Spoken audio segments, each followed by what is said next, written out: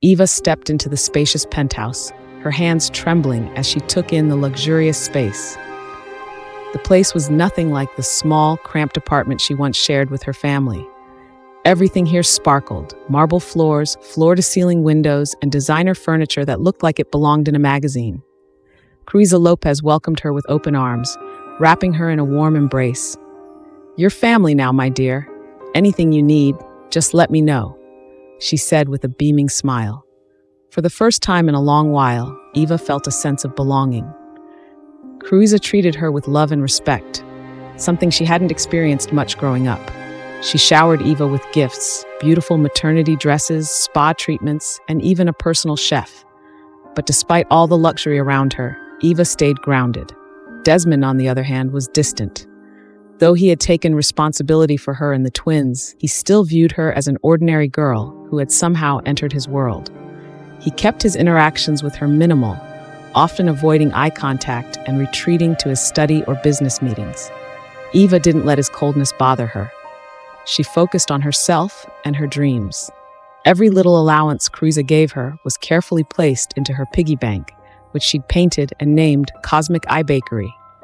It was her way of holding on to her dream of opening a bakery one day, a place where people could find warmth and comfort in her pastries. Desmond started to notice the little things about Eva, the way she thanked the staff with genuine gratitude, even for the smallest gestures, the way her face lit up when Cruiza gave her a cookbook, as if it was the most precious gift in the world. She didn't demand anything or act entitled, despite living in unimaginable luxury.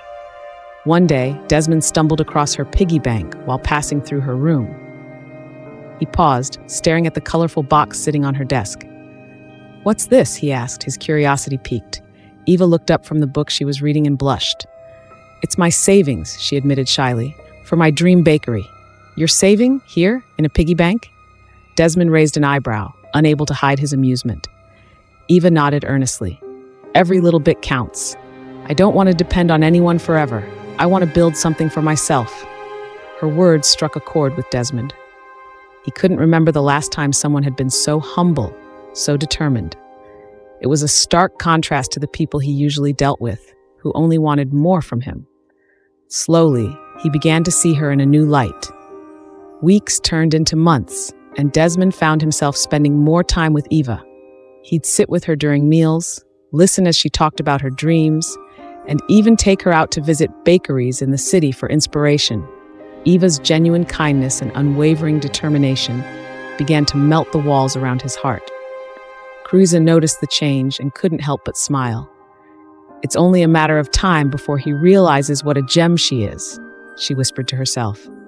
But just as things seemed to be falling into place, a storm was brewing.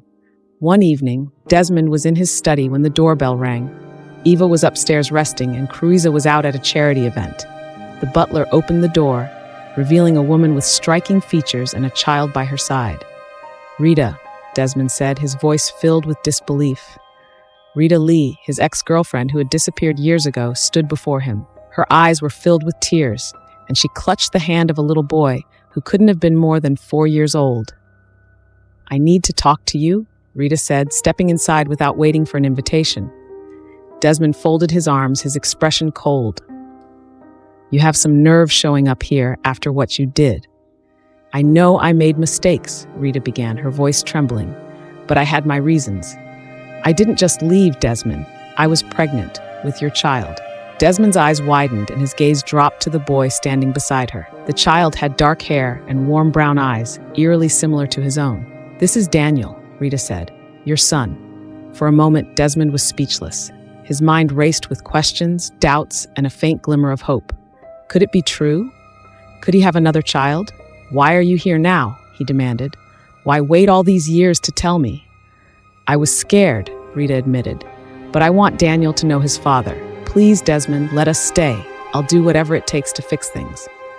Upstairs, Eva stirred from her nap, feeling uneasy.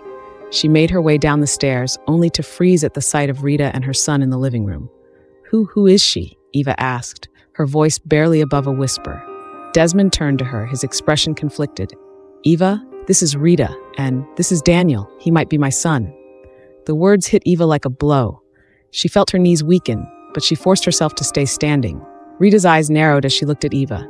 "And who is she?" "She's the mother of my twins," Desmond said simply, his tone devoid of emotion. Rita's lips curled into a sly smile. "Twins? How convenient." Eva couldn't stay in the room any longer. She turned and walked away, her mind spinning. She felt like an outsider in her own life, as if everything she'd built was crumbling before her eyes.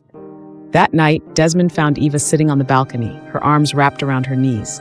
He hesitated before sitting beside her. "Eva," he began, his voice soft. "I didn't expect this. I didn't even know Rita had a child." Eva didn't look at him. "Do you believe her?" "I don't know," he admitted, "but I need to find out. If he's my son, I can't turn him away." Eva nodded, tears streaming down her face. "I understand, but what about us? What about our twins?" Desmond reached out to touch her hand, but she pulled away. "Eva, you and the twins are my priority. That hasn't changed." "But it will," she whispered. "Once you confirm he's yours, everything will change." Desmond didn't have an answer. He could only sit beside her in silence, knowing that no matter what he said, the road ahead was going to be anything but smooth.